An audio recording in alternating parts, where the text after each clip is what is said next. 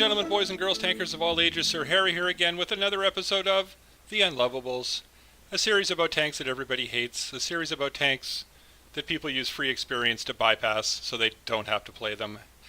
Today we're doing the Der Bruchswagen 2. My apologies to my German listeners. The DW2. DW Der Bruchswagen stands for Breakthrough Tank, Breakthrough Vehicle, and yeah, you're not breaking through anything in this. You might break open a case of beer if you're old enough to drown your sorrows. And you might just have a breakdown trying to play this because it is absolutely terrible. It is horrible. There is almost nothing redeeming about this tank. The gun is not terrible. 0.37 accuracy kind of lets it down, but it's got a really fast reload, 2.3 seconds, and only a 2.1 second aim time. So that's actually quite good. You're shooting 26 rounds a minute. You've only got 67 millimeters of penetration, though, and that is not great. You are going to have to spam a lot of APCR if you're in a Tier 5 battle. And besides the gun, I guess the other good quality about this tank is, yes, it does get preferential matchmaking. You will never, ever, ever see a Tier 6 tank, and thank goodness for that, because this thing wouldn't know what to do if it saw a Tier 6 tank other than run and hide or blow up in tiny little pieces. You compare this to all of the other Tier 4s, the heavies, and the mediums that are kind of similar, I guess, and I think of like the T-28 and the Matilda. The armor is terrible. Everything it's going to come up against in terms of those kind of tanks is going to penetrate it. Frontally, you can angle it and maybe get a few extra millimeters. We'll look at that in a sec. But yeah, it's pretty bad. 35 kilometers an hour forward, 12 in reverse. Only 10 horsepower per ton specific power. So you're not getting up to speed quickly, and you are absolutely going to be pulling your hair out trying to climb hills in this thing. And we'll see a bit of that in one of the replays later on. Yeah, so not much about this. It's basically, think of a Panzer III with really no more armor, not much more armor, and slower, and that 50 mil gun, and that's about it. It's pretty atrocious. You can make it work. Certainly if you're top tier and you're up against a bunch of Tier 3s and you angle your armor, yeah, you can bounce some stuff. And again, we'll see some stuff about the armor a little later. It does have 440 hit points, so that's not too bad. But at Tier 5, those hit points go away really, really fast if you get up against a big Tier 5 tank destroyer or a heavy tank, because they are going to pen you. And you potentially could get penned by a big high explosive round if it hit you the wrong way. And Hetzers, yes, Hetzers can one-shot you. T-40s can one-shot you if they have the big gun, and your battle's over extremely, extremely quickly. So you know what? I'd say put me in a T-28. At least I have some speed. Put me in a Matilda. At least I've got some armor. And put me in a B1, to be perfectly honest. Because it's actually better than this. So the armor on the front, looking straight at this thing, you're not going to break 50 millimeters. Maybe a tiny bit more with some angling at the lower glacis there. 50 flat surface on the front, everything's going through that. You get 60 with that angled bit at the top there, 50 with the upper part of the hull. The gun mantlet is the only good point of this entire thing as far as armor goes. And you can see there with some spaced armor around it, it's 100 millimeters, although there is a weak point where there is no armor behind the spaced armor right around the gun. You put it in an extreme angle like this, and you kind of even out the frontal and side armor. Everything comes out around 60 millimeters. Except for that little point on the corner of the turret there, I guess. Gun mantlet, again, pretty bouncy. But yeah, 60 millimeters, a lot of stuff's going to go through that. One good thing, I guess, at this kind of angle, or if you're side scraping, the tracks are huge. They take up more than half of the profile of this tank from the side. So your tracks will eat shots. You can get a lot of no damage crits if you're lucky. And so you can kind of make it work that way, I guess. If you're in a city fight, you're going to side scrape, you're going to pop around corners. You can't count on it, but your tracks will help you out sometimes. So again, rate of fire is the really good thing about this thing. The gun is overall not too bad. That .37 accuracy does let you down sometimes. So you pretty much have to kind of take a supporting role, again, unless you're top tier and there's not a lot of Tier 4s on either team. You can bully Tier 3s, but you got to watch out. So let's jump right into our first replay. You can see we're on steps and we're in a Tier 5 battle. So I'm going to be worried about pretty much anything at Tier 5, especially their two Tier 5 tank destroyers, the Stuk 3G and the Panzer SFL-4C, the Flak Bus, the Death Toaster. Even if he doesn't have the top 88mm gun, he can probably two-shot me maybe three-shot me, but yeah, I'm going to try to avoid him as best I can. So you can see going east like this, again, if you want to play a supporting role, it's a pretty good place to go. There's lots of undulations in the ground, and you can use those as hard cover to avoid taking fire, and you can kind of pop out and pop back in. And with this gun, it does fire very quickly, but it's got very low alpha, so if I'm going to do any amount of damage, I am going to have to expose myself for quite a bit of time to try to get the damage build up. So you can see we've got an M4, an M5 Stuart, and an M2 medium racing ahead. We've got a bunch of other tanks following behind, our Stug 3G, and a couple small tanks there, our Panzer II, our AMX 38 are coming up as well. And our KV 220 is coming this way. Now that's a Tier 5 Russian premium heavy tank, and it's relatively rare. You don't see it for sale that often. It's got essentially a KV 3 hull, so nothing at Tier 5 is going to be able to penetrate it very easily. The turret, though, is kind of a KV 1 turret, but it's actually less well armored than the KV 1 turret, so it's essentially a big giant weak spot on top of the tank. And a lot of Tier 5s, some Tier 4s can pen that without too much difficulty, and certainly if they want to put some APCR down range, they can pen that. So taking advantage of some of these undulations in the ground to advance, you can see most of my team is down in the low ground to my east there, and there are quite a few enemy tanks here, and certainly quite a few that can put me out of action pretty quickly. So there's Sherman 3, and I had exchanged a few shots. There's our Covenanter. I might be able to get around the corner and get shots on him. I put one and don't manage to penetrate there. And now their Sherman 3 notices me, and he's coming at me, and I definitely want to get out of trouble here. You can see our KV 220 there advancing up the slope. He's basically just kind of pushed W, and he's charging ahead. Tanking in every sense of the word, I guess, in video game parlance. So to avoid this Sherman 3 now, I'm going to come up around this ridge, try to get shots into the Covenanter. I am taking a risk because there's that ridge in the south where a lot of TDs tend to hang out and try to get shots. And if, again, that Stug 3 or the flak buster there, I could be dead pretty quickly. So I take out the Covenanter, and I've got shots on the side of their T-34, and I'm definitely going to take advantage of that. I do load APCR, of course, and I do manage to take him out, and then the enemy Sherman 3 gets ammo rack, so that's great. I did take some penetrating shots there from that ridge to the southwest, and there wasn't a lot of alpha there, so I'm thinking it's either their AMX 38 or the Sentinel that's back there. I do see the 38 there, and I managed to get a couple of shots into him, and then I bounced something, so that was probably the Sentinel bouncing off my turret. The enemy Stug 3G is in the south there. He's a very, very high value target. I want to get him out of there. I do penetrate one shot. You can see another shot bouncing off me there. Again, that must be the Sentinel. And the rest of my shots at the Stug 3 either miss or bounce, even though I'm firing APCR. So it looks like there's just that Sentinel and that AMX 38 now left on that ridge to my southwest, and it's pretty much time to move. I'm going to try to get the AMX out of the action here if I can. I do get one penetrating hit. I'm firing regular AP rounds here, and you can see there, yeah, no, I bounced off a Tier 3. So I take another hit there. That, again, was the Sentinel, and I'm going to back off here.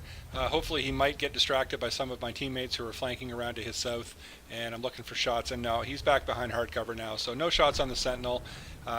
Staying here now, my team really needs to start moving, and so I decide to head up over the ridge here, and we're going to try to lead them on, and if they see me going, they might follow suit. So here we go. We're going over the ridge. We want to get down into that low ground between us and the Sentinel and the 38. Then we've got some hard cover. They're going to have to really, really expose themselves if they do want to get shots on me at this point. Sentinel's still behind the rock there. He is spotted, and he's going to get taken out by our TD way, way back in our base. And I'm not sure if we spotted the Sentinel or not, but he gets taken out, so that's good. There we go. And the AMX 38 now, he's bouncing off me, even at close range. So there we go. Yeah, so a couple of shots there. I was firing APCR, and I know I shouldn't have. I probably didn't need to, but I was getting pretty frustrated with this tank, and I really wanted to get an ace tanker, so I was firing a lot more APCR than I probably needed to. Now there's the flak bus. He gets one shot into me, I get one shot into him, and I did absolutely the wrong thing there. I should have backed off, back down that ridge. We had a heavy tank there. He probably would have started shooting at that heavy tank if I had backed out of sight. But you know what? Hey, that's okay. We wound up winning, and first class, not ace tanker. I've lost track of how many times I've got a second class or first class when I thought I did pretty well. But we wound up winning. Our KV-1 was the only surviving tank there. 738 damage, 693 base XP. I did lose 17,000 credits because of all the APCR I had to fire. So we did okay in Tier 5. We didn't, carry the battle or anything. We got killed, but, we got some kills. We managed to kind of contribute to our team's success. You're absolutely never going to carry a Tier 5 battle in this thing, of course. We're in Tier 4 now. We're on highway. We're south spawn, and, I'm the only heavy tank on my team, so I asked for some help before the battle starts, And I also politely remind my team that, saying I want help in city doesn't mean that everybody lemmings to the city. We definitely want some protection up on the one line, at least some eyes, so that we know if the enemy is going to rush that way. Because, good medium and light tank players, they know that on this map the one line is really the key to success. If you can dominate the one line, regardless of which spawn you are, you should have success and you have a better chance of winning. So we're heading towards city. You can see we've got a few tanks heading up the one line there. I'm a little worried. They're all pretty light for the most part. Not a lot of armor, not a lot of hit points. But yeah, okay, that's better than nothing. Hey, Panzer 1C. So, hey, and there's physics. Awesome. He obviously forgot about physics. He almost went over. I thought he was going to roll, but he writes himself. But it doesn't really matter because we pick him apart pretty quick. That rate of fire, even with relatively low pen and relatively low alpha, it doesn't take long to pick apart a Panzer 1C. So you can see an enemy LTP is parked over by the bridge. He's down there, I'm presuming, to try to spot our tanks going up the one line. That position is too far back. Even if he maxes out view range at 445, you are not going to be able to see right up to the western edge of the one line there. You have to pull forward either to the ridge at the western edge of the bridge, or into the bushes in the middle of the river there. And then if you do have max view range, you can just barely spot tanks that are at the extreme western edge of the one line there. So he's too far back. He is going to spot any of our tanks down towards the bridge or in the village. Oh, and there you can see now, we're a little worried now. We've got some okay enemy tanks coming down there, and we're pretty light as far as what we've got up the one line there. So we'll see how that goes, but yeah, I don't think it's going to go too well. So we're heading up towards town now. There's an enemy T-56 motor carriage that went way too far ahead of his team and got wiped out. You never want to do that. You never want to be way out in front of everybody else, especially in a street environment, a city environment, because it's almost impossible for your team to get supporting fire. Tanks can hide behind buildings and pop out and pick you apart if you're isolated like that. So an enemy T-127, I spot him. I'm putting shots into him now, and he disappeared for a sec, but I just kept shooting. You know what? This rate of fire is good enough, and his butt was just sticking out behind a building there. I was very lucky and managed to get a shot into him. Enemy Hetzer, take him out, so that's one less big, scary Tier 4 German TD I have to worry about at this point. The enemy LTP down by the bridge now, and I'm taking some shots at him. He's just sticking out around the corner, but the gun accuracy on the DW2 lets me down, and I'm not able to connect any shots. But you can see the enemy's proceeding very strongly down the one line now. My team's doing very well in city, so that's okay. I can kind of turn my back on them. I'm going to head back.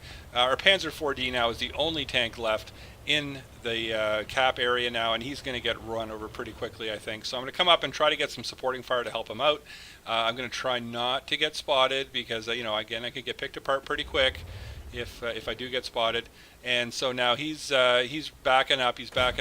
There's an enemy T-50 there, a little light tank. I do get a shot into him, and then I think I actually bounce off him, and then the Panzer 4D takes him out. So that's okay. Panzer 4D survived for a bit, but then the M8A1 took him out.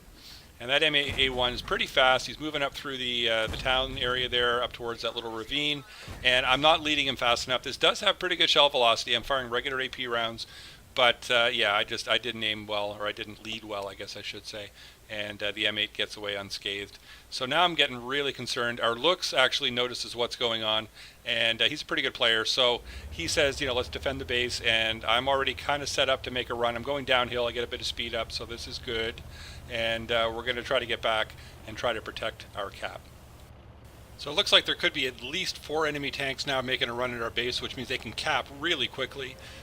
So the Lukes and I are heading down there, and there's a Hetzer and a cruiser way in the back there, Cruiser 2, that are hopefully going to give us some supporting fire as well. So we come up very slowly. Again, this specific horsepower is just letting us down. It's going to take forever to get up this hill.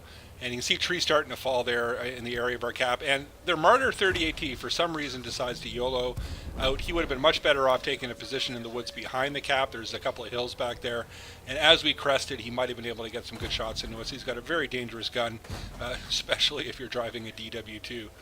You saw as I was driving up the hill there, I was shooting some of that destructible cover, and that was to give a better chance of my team way in the back there, my teammates providing covering fire, to get some shots into the cap circle with that cover out of the way. So I get some shots into the M8. I think he bounced off me. Wow, that was quite something. And he backs off, and now that poor Panzer 3E is sitting all alone in the cap. I take him out with 3 shots. And there's the M3, that little silly 37mm fake turret on top, pops out over the hill long before his gun is ever able to come in and get a shot at me, and I take him out. And that's 6 kills, so the Top Gun. The looks, a player named Waffle Awful, who had an absolutely great game, now charges ahead after the M8. He and I exchanged some shots. Don't really do any damage to him, but there we go. Waffle Awful takes him out. He and I teamed up together and really kind of defended the cap. And it's really important to emphasize that you need to pay attention to defending your cap. A lot of times you want to press on ahead and try to capture the enemy base if they're threatening your cap. There's actually been studies done that show that defense points correlate more heavily with win rate than capture points do. So pay attention to your cap, get back and help defend. And hey, there we go. Ace Tanker. Wow, I lost track of how many battles that took. Defender, High Caliber, and the Top Gun for the 6 kills. 808 base XP.